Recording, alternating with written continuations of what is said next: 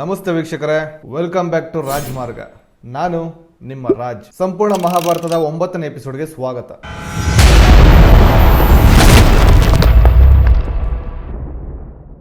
ಹಿಂದಿನ ಎಪಿಸೋಡ್ ಅಲ್ಲಿ ಕುರು ರಾಜಕುಮಾರರಿಗೆ ದ್ರೋಣಾಚಾರ್ಯರು ಕೊಟ್ಟ ತರಬೇತಿಯ ರೋಚಕ ಕಥೆಗಳನ್ನ ನೋಡಿದ್ರಿ. ಅದರಲ್ಲಿ ಬಂದ ಏಕಲವ್ಯನ ಕಥೆ, ಅವನು ಮಾಡಿದ ತ್ಯಾಗದ ಬಗ್ಗೆ ಎಲ್ಲ ತಿಳ್ಕೊಂಡ್ರಿ. ಈಗ ಮುಂದುವರೆದ್ರೆ ದ್ರೋಣಾಚಾರ್ಯರು ಪಾಂಡವರು ಮತ್ತೆ ಕೌರವರಿಗೆ ಬೇಕಾದ ಎಲ್ಲಾ ರೀತಿಯ ಆಧುನಿಕ ಶಸ್ತ್ರಾಸ್ತ್ರಗಳ ತರಬೇತಿಯನ್ನ ಕೊಟ್ಟು ಪ್ರತಿಯೊಬ್ಬರ ಶಸ್ತ್ರಾಭ್ಯಾಸ ಮುಗೀತು. ಈಗ ಇವರು ಕಲಿತ ವಿದ್ಯೆಗಳನ್ನ ಪ್ರತಿಯೊಬ್ಬರಲ್ಲೂ ಇದ್ದ ಪ್ರತಿಭೆಯನ್ನ ಪ್ರದರ್ಶನ ಮಾಡುವ ಸಮಯ. ದ್ರೋಣ ಧೃತರಾಷ್ಟ್ರನ ಹತ್ರ ಬಂದು, ರಾಜ, ಕುರುವಂಶದ ರಾಜಕುಮಾರರೆಲ್ಲ ಯಶಸ್ವಿಯಾಗಿ ಶಸ್ತ್ರಾಭ್ಯಾಸಗಳ ತರಬೇತಿಗಳನ್ನ ಮುಗಿಸಿದ್ದಾರೆ. ನೀವು ಅನುಮತಿ ಕೊಟ್ರೆ ರಾಜಕುಮಾರರ ಪ್ರತಿಭೆಗಳನ್ನ ನಿಮ್ಮ ಕುಟುಂಬದ ಮುಂದೆ, ಹಸ್ತಿನಾಪುರದ ಜನತೆಯ ಮುಂದೆ ಪ್ರದರ್ಶನ ಮಾಡ್ತೀನಿ. ನಿಮ್ಮ ಮಕ್ಕಳ ಸಾಮರ್ಥ್ಯ ಬರೀ ಹಸ್ತಿನಾಪುರದ ಜನತೆಗೆ ಮಾತ್ರ ಅಲ್ಲದೆ ಸುತ್ತಮುತ್ತಲಿನ ರಾಜ್ಯಗಳಿಗೆ ಈ ಕುರುವಂಶದವರ ಸಾಮರ್ಥ್ಯ ಏನು ಅನ್ನೋದು ಅರಿವಾಗುತ್ತೆ ಅಂತ ಹೇಳ್ತಾರೆ. ಧೃತರಾಷ್ಟ್ರನಿಗೆ ಇದನ್ನ ಕೇಳಿ ತುಂಬಾ ಸಂತೋಷ ಆಗುತ್ತೆ. ಆದ್ರೆ ದ್ರೋಣ, ಈ ಪ್ರದರ್ಶನದ ಕಾರ್ಯಕ್ರಮಕ್ಕೆ ಬೇಕಾದ ಎಲ್ಲ ವ್ಯವಸ್ಥೆಗಳನ್ನ ನೀವು ಮಾಡ್ಕೊಳ್ಳಿ. ನಮ್ಮ ಮಕ್ಕಳ ಪ್ರತಿಭೆಯನ್ನ ನೋಡಿ ಕಣ್ತುಂಬಿಕೊಳ್ಳೋ ಅದೃಷ್ಟ ನನಗಿಲ್ಲ. ನಾನು ನನ್ನ ತಮ್ಮ ವಿದುರನ ಕಣ್ಣಿಂದಲೇ ಅವರ ಪ್ರತಿಭೆನ ನೋಡ್ತೀನಿ ಅಂತ ಹೇಳ್ತಾನೆ. ದ್ರೋಣಾಚಾರ್ಯ ಹಸ್ತಿನಾಪುರದ ಹೊರವಲಯದಲ್ಲಿ ಒಂದು ದೊಡ್ಡ ಮೈದಾನವನ್ನೇ ನಿರ್ಮಿಸಿ ಪ್ರದರ್ಶನಕ್ಕೆ ಬೇಕಾದ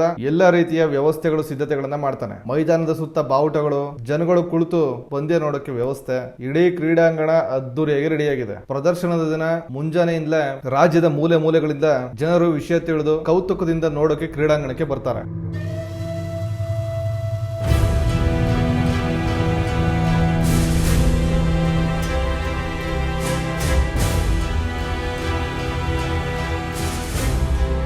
ಕುರುವಂಶದವರು ತಮ್ಮ ತಮ್ಮ ಆಸನದಲ್ಲಿ ಕುಳಿತುಕೋತಾರೆ. ಧೃತರಾಷ್ಟ್ರ ವಿದುರನ ಪಕ್ಕದಲ್ಲಿ ಕುತ್ಕೊಂಡು ಕ್ರೀಡಾಂಗಣದಲ್ಲಿ ಏನೇನ್ ನಡೀತಿದೆ ಅನ್ನೋ ಇಂಚಿಂಚು ವಿದ್ಯಮಾನಗಳನ್ನ ತಿಳ್ಕೊತಿರ್ತಾನೆ. ಈ ಕಡೆ ಗಾಂಧಾರಿಗೆ ಕುಂತಿ ವಿವರಣೆಯನ್ನ ಕೊಡ್ತಿರ್ತಾಳೆ. ಕಾರ್ಯಕ್ರಮ ಶುರು ಆಗೋಕ್ಕೂ ಮುಂಚೆ ಬ್ರಾಹ್ಮಣರು ಹೋಗಿ ಬೇಕಾದ ಪೂಜೆ ವಿಧಾನಗಳನ್ನ ಮಾಡಿ ದೇವರಿಗೆ ಪ್ರಾರ್ಥನೆ ಸಲ್ಲಿಸಿ ಬರ್ತಾರೆ. ದ್ರೋಣಾಚಾರ್ಯ ತನ್ನ ಮಗ ಅಶ್ವತ್ಥಾಮನ ಜೊತೆ ಸ್ಟೇಡಿಯಂಗೆ ಬರ್ತಿದ್ರೆ ಇಡೀ ಕ್ರೀಡಾಂಗಣದಲ್ಲಿ ಜನ ಹುಚ್ಚೆದ್ದು ಕೂಗಾಡ್ತಿದ್ದಾರೆ. ದ್ರೋಣಾಚಾರ್ಯ ಹೋಗಿ ತಮ್ಮ ಆಸನದಲ್ಲಿ ಕುಳಿತುಕೋತಾರೆ. ಅಲ್ಲಿಂದ ತನ್ನ ಸೇವಕರಿಗೆ ಸನ್ನೆ ಮಾಡಿದ್ರೆ ಅವರು ಡೋರ್ ತೆಗಿತಾರೆ. ಯುಧಿಷ್ಠಿರನ ಹಿಂದೆ ಇಡೀ ಕುರುವಂಶದ ರಾಜಕುಮಾರ ಒಬ್ಬೊಬ್ಬರಾಗಿ ಕ್ರೀಡಾಂಗಣಕ್ಕೆ ಎಂಟ್ರಿ ಕೊಡ್ತಾರೆ. ಪಾಂಡವರು ಕೌರವರು ಮೈದಾನಕ್ಕೆ ಬರ್ತಿದ್ದ ಹಾಗೆ ವೀಕ್ಷಕರೆಲ್ಲ ಜೋರಾಗಿ ಹುರಿದುಂಬಿಸ್ತಾರೆ, ಕಿರ್ಚಾಡ್ತಾರೆ, ಶಿಳ್ಳೆ ಹೊಡಿತಾರೆ. ಎಲ್ಲ ರಾಜಕುಮಾರರು ಹೋಗಿ ಅವರವರ ಪೊಸಿಷನ್ ಅಲ್ಲಿ ನಿಲ್ತಾರೆ. ಪ್ರದರ್ಶನ ಶುರುವಾಗುತ್ತೆ. ಅವರವರ ಸರದಿ ಬಂದಾಗ ಅವರವರ ಆಯುಧಗಳಿಂದ ತಮ್ಮ ಕೌಶಲ್ಯಗಳನ್ನ ಪ್ರದರ್ಶನ ಮಾಡ್ತಾರೆ. ಒಂದು ಸಲ ಒಬ್ಬೊಬ್ಬರ ಇಂಡಿವಿಜುವಲ್ ಆಗಿ ಪರ್ಫಾರ್ಮ್ ಮಾಡಿದ್ರೆ ಇನ್ನೊಂದು ಸಲ ಗುಂಪು ಗುಂಪಾಗಿ ಪರ್ಫಾರ್ಮ್ ಮಾಡ್ತಾರೆ. ಈಟಿ ವಿದ್ಯೆ, ಕತ್ತಿ ವಿದ್ಯೆ, ಗದಾ ವಿದ್ಯೆ, ಬಿಲ್ ವಿದ್ಯೆ, ಕುದುರೆ ಸವಾರಿ, ರಥದ ಸವಾರಿ, ಹೀಗೆ ಕಲ್ತಿರೋ ಎಲ್ಲಾ ವಿದ್ಯೆಗಳನ್ನ ಪ್ರದರ್ಶನ ಮಾಡ್ತಾ ಜನಗಳಿಂದ ಚಪ್ಪಾಳೆ ಗಿಟ್ಟಿಸ್ಕೊಳ್ತಾರೆ. ಈಗ ದ್ರೋಣಾಚಾರ್ಯ ಭೀಮ ಮತ್ತೆ ದುರ್ಯೋಧನನ್ನ ಗದೆಯ ಪಂದ್ಯಕ್ಕೆ ಕರೀತಾರೆ. ಭೀಮ ಮತ್ತೆ ದುರ್ಯೋಧನ ಒಬ್ಬರ ಮೇಲೆ ಒಬ್ಬರು ಎರಗಿದ್ದೆ ಭೀಕರವಾಗಿ ಕಳಗ ನಡೆಯುತ್ತೆ. ಇಬ್ರು ಸಮಾನ ಬಲಿಷ್ಠರೇ, ಯಾರು ಕಡಿಮೆ ಇಲ್ಲ. ಒಳ್ಳೆ ಕಾಡಲ್ಲಿ ಸಿಂಹಗಳು ಕುಸ್ತಿಗೆ ಬಿದ್ದ ಹಾಗೆ ಫೈಟ್ ಮಾಡ್ತಿರ್ತಾರೆ. ಅವರ ಆರ್ಭಟ, ಹೊಡೆತ, ಗರ್ಜನೆ ಆ ಲೆವೆಲ್ಗೆ ಇರುತ್ತೆ. ಕಬ್ಬಿಣದ ಗದೆಗಳು ಒಂದಕ್ಕೊಂದು ತಾಕ್ತಿದ್ರೆ ಆ ಬಲವಾದ ಹೊಡೆತಕ್ಕೆ ಬೆಂಕಿಯ ಕಿಡಿಗಳು ಬರ್ತಿವೆ.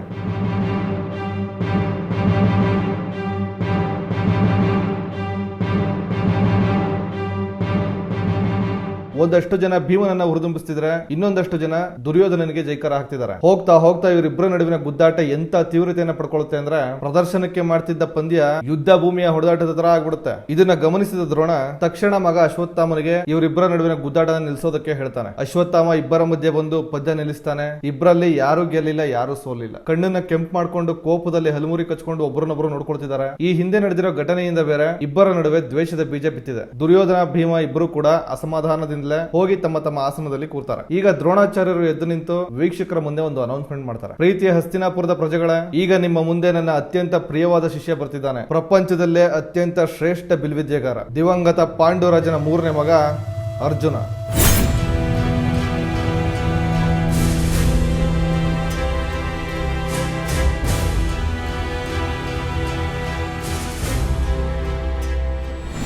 ಅರ್ಜುನ ಕ್ರೀಡಾಂಗಣಕ್ಕೆ ಎಂಟ್ರಿ ಆಗ್ತಾನೆ. ಮೊದಲು ತನ್ನ ಗುರು ದ್ರೋಣರಿಗೆ ತಲೆಬಾಗಿ ವಂದಿಸಿ, ನಂತರ ಹಿರಿಯರಿಗೆ, ಪ್ರಜೆಗಳಿಗೆ ನಮಸ್ಕಾರ ಮಾಡಿ ತನ್ನ ಅತೀಂದ್ರಿಯ ಆಯುಧಗಳನ್ನ ಬಿಲ್ವಿದ್ಯೆಯಲ್ಲಿ ಬಳಸಿ ಪ್ರದರ್ಶನ ಮಾಡೋಕೆ ಶುರು ಮಾಡ್ತಾನೆ. ಮೊದಲು ಅಗ್ನಿಬಾಣ ಪ್ರಯೋಗ ಮಾಡಿ ಮೈದಾನದಲ್ಲಿ ಬೆಂಕಿಯನ್ನು ಸೃಷ್ಟಿಸ್ತಾನೆ. ಅದನ್ನ ನೋಡ್ತಿದ್ರೇನೆ ವೀಕ್ಷಕರಿಗೆ ಉಸಿರುಗಟ್ಟುತ್ತೆ. ನಂತರ ವರುಣಾಸ್ತ್ರ ಬಳಸಿ ಮಿಂಚು ಗುಡುಗು ಸೃಷ್ಟಿಸಿ ಮಳೆ ಬರ್ಸಿ ಆ ಬೆಂಕಿಯನ್ನ ಆರಿಸ್ತಾನೆ.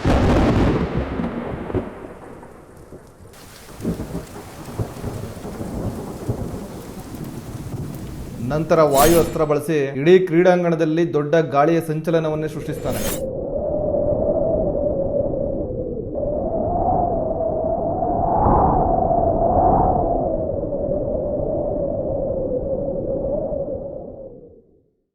ಆ ಗಾಳಿನ ತಡೆಯೋಕೆ ಪರ್ವತಾಸ್ತ್ರನ ಬಳಸಿ ಒಂದು ದೊಡ್ಡ ಪರ್ವತವನ್ನೇ ಅಂಗಳದಲ್ಲಿ ತಂದು ಆ ವಾಯು ವೇಗನ ಕಡಿಮೆ ಮಾಡ್ತಾನೆ.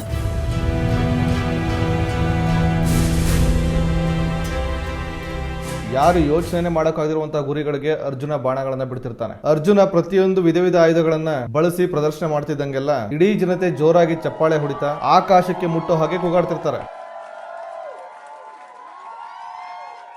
ಅರ್ಜುನನನ್ನ ವಿಶ್ವದಲ್ಲೇ ಶ್ರೇಷ್ಠ ಬಿಲ್ವಿದ್ಯೆಗಾರ ಅಂತ ಯಾಕೆ ಕರೀತಾರೆ ಅನ್ನೋದನ್ನ ಆ ದಿನ ಕ್ರೀಡಾಂಗಣದಲ್ಲಿ ಸಾಬೀತು ಮಾಡ್ತಾನೆ. ಜೊತೆಗೆ ದ್ರೋಣಾಚಾರ್ಯರು ಎಂತ ಅದ್ವಿತೀಯ ಗುರು ಅನ್ನೋದು ಇಡೀ ಹಸ್ತಿನಾಪುರಕ್ಕೆ ಗೊತ್ತಾಗುತ್ತೆ. ಅದೇ ಕ್ಷಣ ಒಬ್ಬ ಕಾಂತಿಯುತ ಸುಂದರವಾದ ಯುವಕ ಒಬ್ಬ ಕ್ರೀಡಾಂಗಣಕ್ಕೆ ಎಂಟ್ರಿ ಆಗ್ತಾನೆ.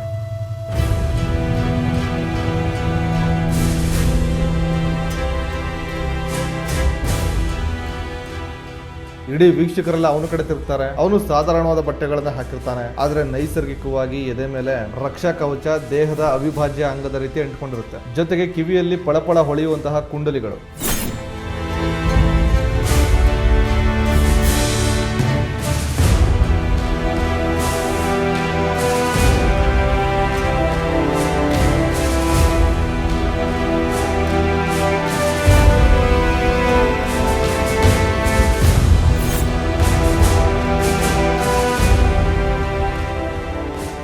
ಕ್ರೀಡಾಂಗಣದ ಮಧ್ಯದಲ್ಲಿ ನಿಂತು ದ್ರೋಣಾಚಾರ್ಯ ಗುರುಗಳೇ, ನನ್ನ ಹೆಸರು ಕರ್ಣ. ನಾನು ಇಡೀ ಜಗತ್ತಿನ ಮುಂದೆ ನಿಮ್ಮ ಪ್ರಿಯ ಶಿಷ್ಯನಾದ ಅರ್ಜುನನಿಗಿಂತಲೂ ಶ್ರೇಷ್ಠ ಬಿಲ್ವಿದ್ಯೆಗಾರ ಮತ್ತೆ ಶ್ರೇಷ್ಠ ಯೋಧ ಅಂತ ಸಾಬೀತು ಮಾಡಬಲ್ಲೆ. ನೀವು ಅನುಮತಿಯನ್ನ ಕೊಟ್ರೆ ನಾನು ಪ್ರದರ್ಶನ ಶುರು ಮಾಡ್ತೀನಿ ಅಂತ ಹೇಳ್ತಾನೆ. ಅವನ ಮಾತಿನ ದಾಟಿ ಮತ್ತೆ ಧ್ವನಿಯಲ್ಲಿದ್ದ ಆತ್ಮವಿಶ್ವಾಸ ಅಲ್ಲಿ ಸೇರಿದ್ದ ಜನರು ಮತ್ತೆ ದ್ರೋಣರನ್ನ ದಿಗ್ಭ್ರಾಂತರನ್ನಾಗಿ ಮಾಡುತ್ತೆ. ಕರ್ಣನ ಈ ಧೈರ್ಯ ಮೆಚ್ಚಿ ಇಡೀ ಜನ ಅವನ ಹೆಸರನ್ನ ಕೂಗ್ತಾ ಹುರಿದುಂಬಿಸ್ತಾರೆ. ಜನರ ಆ ಮಟ್ಟದ ರೆಸ್ಪಾನ್ಸ್ ನೋಡಿ ಅರ್ಜುನನಿಗೆ ಅಸೂಯೆ ಹುಟ್ಟುತ್ತೆ. ಯಾಕಂದ್ರೆ ಯಾವ ಜನ ಅರ್ಜುನನಿಗೆ ಜೈಕಾರ ಹಾಕಿದ್ರೋ ಅವರೆಲ್ಲ ಈಗ ಕರ್ಣ ಅನ್ನೋಕೆ ಶುರು ಮಾಡಿದ್ದಾರೆ. ಅದು ಅವನಿಗೆ ಇಷ್ಟ ಆಗ್ಲಿಲ್ಲ. ಕರ್ಣ ತನ್ನ ಶಸ್ತ್ರಾಸ್ತ್ರ ಕೌಶಲ್ಯಗಳ ಪ್ರದರ್ಶನವನ್ನ ಶುರು ಮಾಡ್ತಾನೆ. ಅರ್ಜುನ ಏನ್ ಪರ್ಫಾರ್ಮೆನ್ಸ್ ಮಾಡಿದ್ನೋ ಅದೇ ಲೆವೆಲ್ಗೆ ಮಾಡ್ತಾನೆ. ಒಂದು ಲೆಕ್ಕದಲ್ಲಿ ಅರ್ಜುನನಿಗಿಂತ ಒಂದು ಕೈ ಜಾಸ್ತಿನೇ ಪ್ರತಿಭೆ ಪ್ರದರ್ಶನ ಮಾಡ್ತಾನೆ.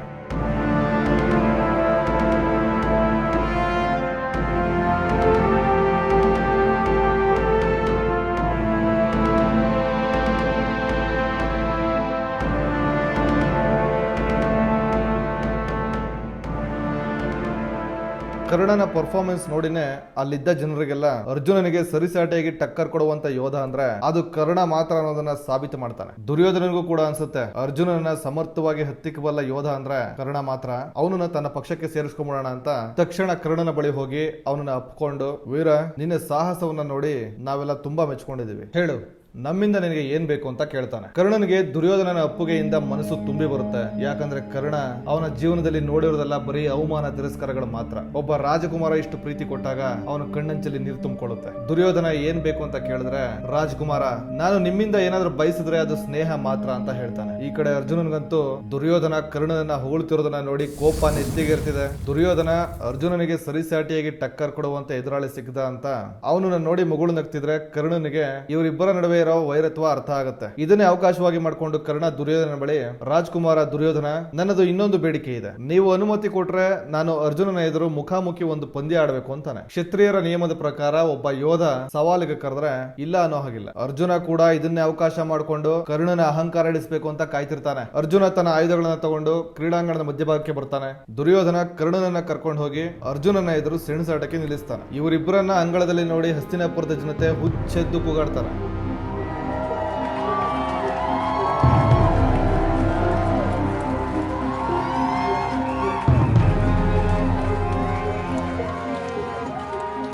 ಇಬ್ಬರು ಸಮಾನ ಸಾಮರ್ಥ್ಯ ಇರೋರು, ಇವರಿಬ್ಬರ ಮಧ್ಯೆ ಪಂದ್ಯ ಅಂದ್ರೆ ಅದೆಷ್ಟು ರೋಚಕವಾಗಿರುತ್ತೆ. ಇಂತಹ ಅಭೂತಪೂರ್ವ ಪಂದ್ಯವನ್ನ ಕಣ್ತುಂಬಿಕೊಳ್ಳೋಕೆ ಜನರೆಲ್ಲ ವಿಪರೀತ ಕಾತರದಿಂದ ಕಾಯ್ತಿರ್ತಾರೆ. ಆದ್ರೆ ಕುಂತಿಗೆ ಇವರಿಬ್ರು ಮುಖಾಮುಖಿ ಆಗ್ತಿರೋದನ್ನ ನೋಡಿ ತಲೆ ಸುತ್ತದ ಹಾಗಾಗತ್ತೆ, ಮೂರ್ಛೆ ಹೋಗ್ಬಿಡ್ತಾಳೆ. ಅದಕ್ಕೆ ಕಾರಣ ತಿಳ್ಕೊಬೇಕಂದ್ರೆ ನಾವೀಗ ಫ್ಲಾಶ್ ಬ್ಯಾಕ್ ಗೆ ಹೋಗ್ಬೇಕು. ಹಿಂದಿನ ಎಪಿಸೋಡ್ ಅಲ್ಲಿ ನಾನು ಆಲ್ರೆಡಿ ಹೇಳಿದ್ದೆ, ಕುಂತಿ ಮದುವೆ ಆಗೋಕ್ಕೂ ಮುಂಚೆ ತನ್ನ ತಂದೆ ಕುಂತಿ ಭೋಜ ಅರಮನೆಯಲ್ಲಿದ್ದಾಗ ದುರ್ಭಾಷ ಮುನಿಗಳು ಅತಿಥಿಯಾಗಿ ಬಂದಿರ್ತಾರೆ. ಅವರ ಅತಿಥಿ ಸತ್ಕಾರದ ಅಧ್ಯಕ್ಷತೆಯನ್ನ ಕುಂತಿ ಸ್ವತಃ ತಾನು ವಹಿಸಿಕೊಂಡು ತುಂಬಾ ಚೆನ್ನಾಗಿ ನೋಡ್ಕೊಂಡಿರ್ತಾಳೆ. ಇವಳ ನಯ ವಿನಯ ಸತ್ಕಾರದಿಂದ ಸಂತೃಪ್ತರಾದ ಋಷಿ ಕುಂತಿ ಬಯಸಿದ ದೇವರಿಂದ ಮಗುವನ್ನ ಪಡೆಯುವಂತಹ ಮಂತ್ರವನ್ನ ವರವಾಗಿ ಕೊಟ್ಟಿರ್ತಾರೆ. ಆಗ ಕುಂತಿಗೆ ಚಿಕ್ಕ ವಯಸ್ಸು, ಮದುವೆಯಾಗೋ ವಯಸ್ಸಲ್ಲ. ಒಂದಿನ ಮುಂಜಾನೆ ಹೀಗೆ ಸೂರ್ಯ ಹೊಡೆದನ್ನ ನೋಡ್ತಾ ಕೂತಿರ್ತಾಳೆ. ಆಗ ಆ ದುರ್ವಾಸ ಮುನಿಗಳು ಕೊಟ್ಟಿದ್ದ ಮಂತ್ರದ ಸೀರಿಯಸ್ನೆಸ್ ಗೊತ್ತಿಲ್ಲದೆ ಸುಮ್ಮನೆ ಹಾಗೆ ಕ್ಯೂರಿಯಾಸಿಟಿಗೆ ಸೂರ್ಯದೇವನನ್ನ ನೆನೆಸ್ಕೊಳ್ತಾ ದುರ್ಭಾಷ ಮುನಿ ಕೊಟ್ಟಿದ್ದ ಮಂತ್ರವನ್ನ ಪಠಿಸಿ ಬಿಡ್ತಾಳೆ. ಸೂರ್ಯದೇವ ತಟ್ಟಂತ ಅವಳ ಮುಂದೆ ಪ್ರತ್ಯಕ್ಷ ಆಗೇ ಬಿಡ್ತಾನೆ. ಸೂರ್ಯದೇವ, ಕುಂತಿ ನೀನು ಕರೆದೆ ಅಲ್ವಾ, ನಾನು ಬಂದಿದ್ದೀನಿ. ನಿನಗೆ ಒಬ್ಬ ಸುಂದರವಾದ ವಿಶೇಷ ಗುಣಗಳನ್ನ ಹೊಂದಿರುವಂತಹ ಮಗನನ್ನ ಕೊಡ್ತೀನಿ ಅಂತಾನೆ. ಆಗ ಕುಂತಿ ತಕ್ಷಣ ಗಾಬರಿಯಾಗಿ ಇಲ್ಲ ಇಲ್ಲ ಇಲ್ಲ, ನಾನು ಇನ್ನೂ ಹದಿಹರಿಯದವಳು, ನನಗೆ ಮಗು ಬೇಡ, ದಯವಿಟ್ಟು ವಾಪಸ್ ಹೋಗ್ಬಿಡಿ ಅಂತಾಳೆ. ಸೂರ್ಯದೇವ ಮುಗುಳು ನಗ್ತಾ ಹೇಳ್ತಾನೆ, ನಾನು ಬಂದಿರೋ ಕೆಲಸನ ಮುಗಿಸ್ದೆ ಹೋಗೋಕ್ಕಾಗಲ್ಲ. ಮಂತ್ರ ಪಠಿಸಿದ ಮೇಲೆ ಮಗುವನ್ನ ದಯಪಾಲಿಸೋದು ಕಡ್ಡಾಯವಾದ ನಿಯಮ. ನೀನು ನನ್ನ ಒಪ್ಕೊಳ್ಳೇಬೇಕು ಅಂದ್ಬಿಡ್ತಾನೆ. ಹೆದರ್ಕೊಂಡಿರೋ ಕುಂತಿ, ಆದ್ರೆ ನನಗಿನ್ನೂ ಮದುವೆ ಆಗಿಲ್ಲ, ಮದುವೆ ಆಗದೆ ನಾನು ಹೇಗೆ ಒಂದು ಮಗುವಿಗೆ ತಾಯಿ ಆಗ್ಲಿ ಅಂದಾಗ ಸೂರ್ಯದೇವ, ನೀನು ಚಿಂತೆ ಮಾಡಬೇಡ ಕುಂತಿ, ನನ್ನಿಂದ ಮಗು ಪಡೆದ್ರು ನೀನು ಕನ್ಯೆಯಾಗಿ ಉಳಿತೀಯ ಅಂತ ಹೇಳಿ ಅವಳನ್ನ ತಬ್ಬಿಕೊಳ್ತಾನೆ. ಕೆಲವೇ ಕ್ಷಣಗಳಲ್ಲಿ ಕುಂತಿ ಒಂದು ಮಗುವಿಗೆ ಜನ್ಮ ನೀಡ್ತಾಳೆ. ಆ ಮಗುವಿಗೆ ವಿಶಿಷ್ಟವಾದ ವೈಶಿಷ್ಟ್ಯತೆಗಳಿರ್ತವೆ. ಹುಟ್ಟಿದಾಗಲೇ ನೈಸರ್ಗಿಕವಾಗಿ ಅವನ ಎದೆ ಮೇಲೆ ರಕ್ಷಾ ಕವಚ ಚರ್ಮಕ್ಕೆ ಅಂಟ್ಕೊಂಡಿರುತ್ತೆ. ಎರಡೂ ಕಿವಿಗಳಲ್ಲೂ ಹೊಳೆಯುವಂತ ಕುಂಡಲಿಗಳಿರ್ತವೆ. ಆದ್ರೆ ಕುಂತಿ ಎಷ್ಟೇ ಆದ್ರೂ ಇನ್ನೂ ಮದುವೆ ಆಗದವಳು. ಆ ಮಗುವನ್ನ ಇಟ್ಕೊಳ್ಳೋ ಧೈರ್ಯ ಅವಳಿಗಿಲ್ಲ. ಮದುವೆನೇ ಆಗದೆ ಮಗು ಆಗಿದೆ ಅಂತ ಸಮಾಜದ ಮುಂದೆ ಹೇಗೆ ಹೇಳ್ಕೊತಾಳೆ? ಹಾಗಾಗಿ ಅವಳಿಗೆ ಆ ಮಗುವನ್ನ ಇಟ್ಕೊಳ್ಳೋ ಧೈರ್ಯ ಇರಲಿಲ್ಲ. ತುಂಬಾ ಯೋಚನೆ ಮಾಡಿ ಅಸಹಾಯಕತೆಯಿಂದ ಒಂದು ಮರದ ಬುಟ್ಟಿಯಲ್ಲಿ ಆ ಮಗುವನ್ನ ಇಟ್ಟು ನದಿಯಲ್ಲಿ ತೇಲಿ ಬಿಟ್ಬಿಡ್ತಾಳೆ.